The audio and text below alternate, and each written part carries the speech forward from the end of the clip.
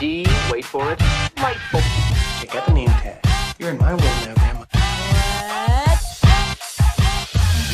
What's up, nerds, and welcome to my week in review, where I come to you every Sunday with 3 entertainment stories that I personally find interesting, and then we discuss them down below. Now, also down below, you can find the articles that I read to bring you this video, and you can read them yourself, or you can just watch this video where I'm going to break them all down to you, read a little bit of it to you. And I also want to just say before we get started on this little shindig that if you like what I do here and you enjoy independent content here on YouTube, please consider subscribing to my channel. YouTube is always changing up their algorithm, and small channels like mine, we just keep getting shoved to the back of the line. So please ask that you like, share, and subscribe, and I thank you in advance. All right, now that we got the business out of the way, why don't we go ahead and get started on our first story. So for my first story this week, we got boom. All right, you guys. So it has been announced, I'll pull up the article in just one second, that there is going to be a Mandalorian and Grogu movie. That's right. So here's the article. It comes from the Hollywood Reporter. And so basically, I'll read a little bit of this to you because it's interesting, but at the same time, I have thoughts. So it says, Grogu is heading to the big screen. The Mandalorian and Grogu, a new film to be directed by the Mandalorian creator, Jon Favreau, is a go at Lucasfilm and is expected to film later this year. Favreau, Lucasfilm head Kaitlyn Kennedy, and Lucasfilm chief creative officer David Filoni, will produce the feature, which the studio said will be the first Star Wars movie to go into production since 2019 Star Wars Rise of Skywalker. There had been some speculation that the film starring Daisy Ridley would be the first out of the gate, but it appears that the project will take longer to hit hyperspace, if it ever does. It says, I have loved telling stories set in this rich world that George Lucas created, said Favreau. The prospect of bringing the Mandalorian and his apprentice Grogu to the big screen is extremely exciting. Mandalorian launched in November 2019 as the flagship show for Disney+, with the character then known as Baby Yoda becoming a pop culture phenomenon. Pedro Pascal leads the series as Din Djarin, also known as the Mandalorian. I'm not going to read the rest of this because if you watch Mandalorian, you know what it's about. Development potentially marks a turning of the page for Lucasfilm. Is it though? Is it a turning of the page? I'm not going to read the rest of this. It does say something about another movie that's set in the distant past by James Mangold, which that's like the beginning of the Jedi Order and everything. All right, so now that we've got, I want to read this quote, this very last quote, and then we'll get it. So it says, Jon Favreau and Dave Filoni have ushered into Star Wars 2 new and beloved characters, and this news story is a perfect fit for the big screen, said Kennedy. Right now, Kaitlyn Kennedy is just holding on to anything she can. That woman is the devil, and I don't trust her with anything. Spielberg said famously that she was just terrible at her job. So what does this mean? Okay, first off, this is the first one to go into production, and I think the reason that this is going into production first is because everybody loves Baby Yoda. They love Grogu. I personally think Baby Yoda is it's overhyped. He's not that great. I mean, he's cute, but so what? And season 3 of The Mandalorian sucked balls, yo. I covered all 3 seasons. You guys can check out my coverage and everything. It'll be in the iCard section. But I do want to just say that I don't know if this is going to hit as well as they think it is. I think they got some pushback from that Daisy Ridley movie because the director, the Chinoy chick. And I really don't know if this is going to work. I mean, I trust Favreau over Filoni. I don't think Filoni really likes Star Wars fans. I don't really think he gets Star Wars. I think he thinks he gets Star Wars, but I don't think he really does. And I do think Favreau does get Star Wars, and I have questions about his 3rd season, like was there some meddling going on, what's going on there. But one thing I do hope that happens in this movie is I hope they bring back Gina Carano. This would be the greatest time to do it, Jon Favreau. I love Gina Carano. She got shafted and done dirty by Kaitlyn Kennedy and Disney. And if they don't want to play politics, then fine, bring Gina Carano back. And if you don't, I get it. It's fine. I don't care either way. But if you brought Gina Carano back, I would go see this movie just because of that. But if you don't bring her back, I'm not gonna see this movie. I can't give you ultimatums, obviously. But I'm just saying it would be nice to have her back and just show them that you guys made the wrong decision there. And Kaitlyn Kennedy is a moron. And overall, I don't know, man. Like, is this good for us Star Wars fans? I don't know. But, I mean, I hope so. But if not, what are you going to do? I don't know, man. Maybe for me personally, Star Wars is just pretty much done. They've just set me back too much to where I just don't care anymore. Like I literally just don't care. I mean, if it's there, great, I'll watch it, but I don't know, man. I mean, I might see this. I don't know if I'd go to theaters to see it just because, again, I'm not interested anymore in Star Wars. They've really ruined it. I'll watch it because it's Star Wars and I love Star Wars, but I don't know. It just seems like a lot of hoopla to me. And like I said before, Kaitlyn Kennedy will find a way to fuck it up because she always does. Because she wants to put her hands in everybody's pie. And that's the thing. There's too many cooks in this kitchen and Kaitlyn Kennedy is the worst sous chef ever.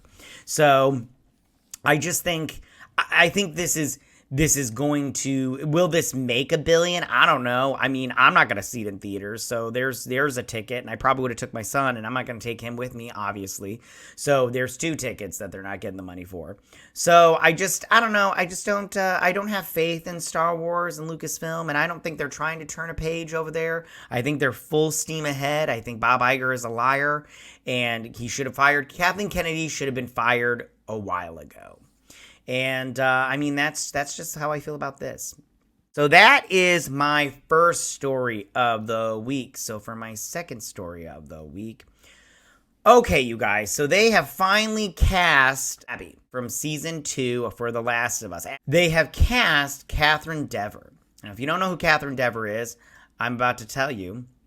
So this article comes from The Hollywood Reporter. So Kaitlyn Dever, she is from a bunch of different movies and shows and everything. I mostly know her from the show. It was called Unbelievable, and she plays a girl that was raped, and nobody believes her, and they think she's lying and everything. So let me read this, and I want to talk about the Abby character because like I said in my coverage of The Last of Us, I never played the games. I didn't watch the cutscenes. I watched the first 10 minutes where the daughter dies because I was like, oh, I should watch this. And then I realized maybe I should just go into The Last of Us, the show, fresh and not, tainted with the game. Okay, so let me read this article a little bit. And it says, Kaitlyn Dever officially cast in The Last of Us Season 2 as Abby. The No One Will Save You. Ooh, which I also saw that movie. I liked that movie. I thought it was pretty good. The ending wasn't what I wanted, but, what are you going to do? You can't win them all. You know what I'm saying, guys? Okay, so I saw some people also saying that they wanted that Katie O'Brien chick to play her, but I personally don't care enough about this to really have, a fan casting. So it says, it's official. Kaitlyn Dever has joined the second season of HBO's The Last of Us. The No One Will Save You and The Last Man Standing star has been cast in the role as Abby, a pivotal character in the PlayStation game, upon which the protagonist drama series is based. The character description, Abby is a skilled soldier whose black and white view of the world is challenged as she seeks revenge for those she loved. And that's the whole, I don't want to spoil it because I do know some stuff about it and how it goes, why she wants revenge against Joel, because she wants revenge against Joel. She is mad at Joel. But I will say this, that some people were upset at what happens at the very beginning of the second game. And it sounds like to me, because they're going to be doing 2 more seasons, that what happens at the beginning of the game, the second game, will happen at the beginning of the 3rd season. So it won't happen in the 2nd season, which I go, is that the right choice? I don't know. But at the same time, I don't care. So I just want to read real quick what this quote, and then we'll get on to my thoughts on the whole thing. Our casting process for season 2 has been identical to season 1. We look for world-class actors who embody the souls and the characters in the source material, said showrunners Craig Mazin and Neil Druckmann. In a joint I saw this real quick funny thing. I saw this funny thing with Neil Druckmann, how he was on the red carpet and nobody was taking pictures of him. He was just standing there like a big idiot. And I was like, that's funny. I feel bad, but at the same time, that's funny. I wonder if people don't like him. I know people were mad about The Last of Us Part 2 or whatever, but me as a non-game player, I was like, I don't know you, so I don't care, but I thought it was funny. Okay. In a joint statement, nothing matters more than the talent, and we're thrilled to have an acclaimed performer like Kaitlyn join Pedro, Bella, and the rest of our family. So that's all I'm going to read for that because it just talks about how many Emmys it won and everything. But I'm going to tell you my thoughts on this. And here are my thoughts. I think this is good casting. I like Kaitlyn Dever. I think she's a fantastic actress. And if you look at these pictures that I put up on the screen, she looks like this Abby. I think she looks like Abby, just from these pictures. I mean, you throw her a dirty tank top on her and a little shoulder strap thing, and she's good to go. So I think that this is good casting. Plus, Kaitlyn Dever, I haven't seen one thing that she's been in where I didn't look and go, she did a great job. She's a fantastic actress, and I'm happy for her. So I am excited to see how she takes it in the revenge plot and everything. And she kind of looks like Bella Ramsey, who plays What's-Her-Face in season 1. So I'm curious as to, like, will it be like a mirroring of the characters? You have one that's, this kind of fun and funny kind of girl, and she's kind of playful and stuff, but yet she's, but then you have this girl who's obviously pissed, and and I know why she wants revenge on Joel and everything. I'm not going to tell you because I don't want to ruin it and everything, and people get mad at me when I tell spoilers, but it's a pretty good storyline. I mean, is it original? No, but it's fine. So, will this be good? That I don't know. I will watch. I didn't really care for The Last of Us only because it wasn't action-packed enough for me, but I didn't hate it. It was good writing. It's really good writing and stuff. It's just I do think that a balance of action and that human stuff is really needed, and I don't think they did that well enough, in my opinion. But, hey, to each their own, not trying to diss on your show, but that's my opinion, and you don't have to like it. All right, you guys, so that is my second story of the week. So for my third and final story of the week, all right, so we're getting down to the nitty-gritty. So now this was not confirmed in terms of James Gunn said anything, but it was in the trades that they are looking for, and they have found they're looking for their Supergirl for the DCU. And have they found it? Not yet. They've got 3 people that they're looking for. And these are the 3 young ladies that they're looking at right now. And we're going to go over them. And I'll give you my opinion on who I think should play Supergirl in the new DCU. But I just want to real quick say that I trust James Gunn and his decision making in the DCU. And we'll see how that works out. Okay, so let's get to this article right here. And this comes from Deadline. Again, my favorite. Okay, so it says Supergirl, Millie Alcock, Emilia Jones, and Meg Donnelly among those in the mix to screen test for the role. And I'm quite excited because I have to be honest with you. Besides Emilia Jones, which I have nothing against Emilia Jones, but she kind of looks too much to me like the woman that's playing, she's the one in the red in this article, but she's the only brunette. But she looks a little too much like the woman playing Lois Lane. And so for me, I just go, I don't mind it, but at the same time, I wish they wouldn't do it. So, all right. So we're hearing that DC Studios is planning to test actresses soon to star in Supergirl, and that Millie Alcock, Emilia Jones, and Megan Donnelly are in the mix. There is a chance the studio could make a straight offer to a star, but all things are pointing towards screen tests for actresses, which will go down within the next month or so, we hear. Deadline understands that Natch, DC Studios co-boss James Gunn, is definitely part of the process, as of course he is, because he wouldn't be doing that. Alcock, who is best known for her role in the HBO's Game of Thrones spinoff House of the Dragon, playing Princess Rhaenyra Targaryen. And she plays the younger version, not the older version. So I believe she's in the first 3 or 4 episodes of that first season. She did a fantastic job, very good looking. Here, she's the one at the top of this. She's the one on the far right here. This one right there. Also, very good actress. She is repped by Who Cares? Jones, repped by CAA. Gosh, counts features credits such as she was in Coda, and then she was also in Netflix Lock and Key. And if you see her right there, Coda was good. I liked Coda a lot. Lock and Key, I did like the first season. The second season wasn't my favorite, and I don't think I watched a third season of that. I just ran out of time. But she's good. But I just think out of all these, she would not be my pick. So Donnelly, rep by, why do they always put their rep by? Like, who cares? Has starred in Disney Channel's Zombies franchise, is already the voice of Supergirl in DC animated movies Legion of Superheroes and Justice League Crisis on Infinite Earths Part 1. Now, I have to say right now, out of all three of these women right here, I would pick Megan Donnelly. That's the middle one right here in the pink dress. Only because, like, when I look at these three women, the one in the middle, I see Supergirl. Like, that's who I see. I see Supergirl. Now, I'll talk about Sasha Calle just 1 second. Just give me 2 seconds. Let me read this last part of this article. Said Gunn, at the time in our series, we see the differences between Superman, who was sent to Earth and raised by loving parents from the time he was an infant, versus Supergirl, who was raised on a rock, a chip off Krypton, and watched everyone around her die and be killed in terrible ways for the first 14 years of her life, and then came to Earth when she was a young girl.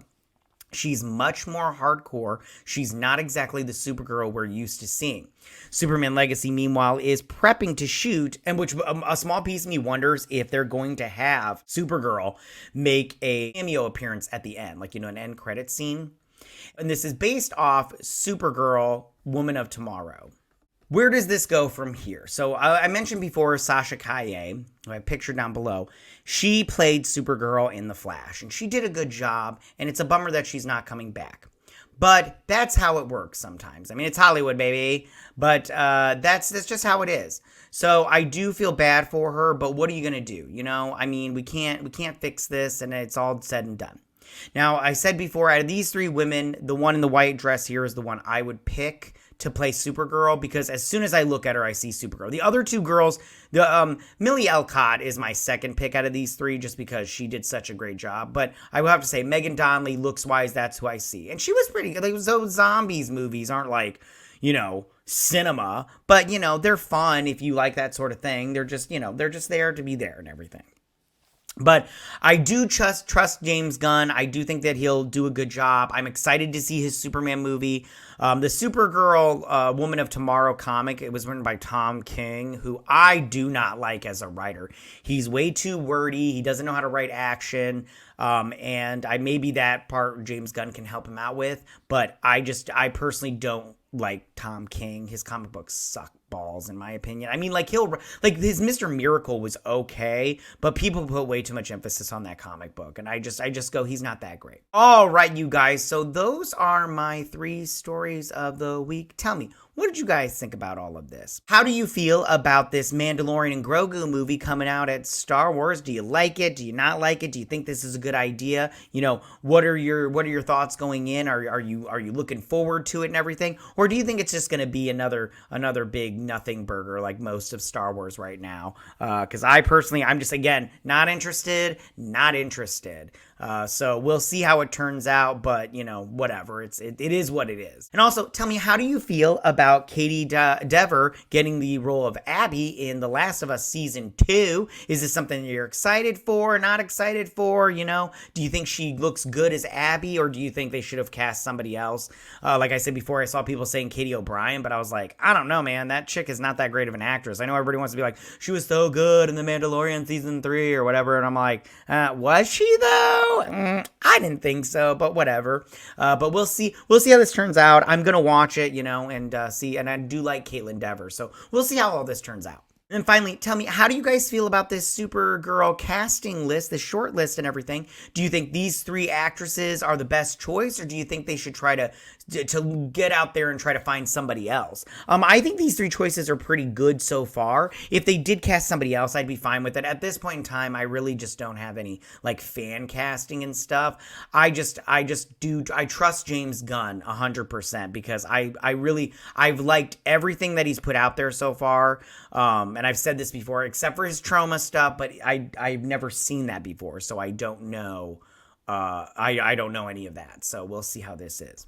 And that's all I got for you guys. So tell me, go ahead and leave tell me what you guys think. That's all I got for you this week. You can go ahead and leave all your comments in that section down below. If you like this video, go and hit that like button. You know, I won't mind. If you're new to my channel, please hit that subscribe button. I'd greatly appreciate it. And I will see you guys next week on my Week in Review.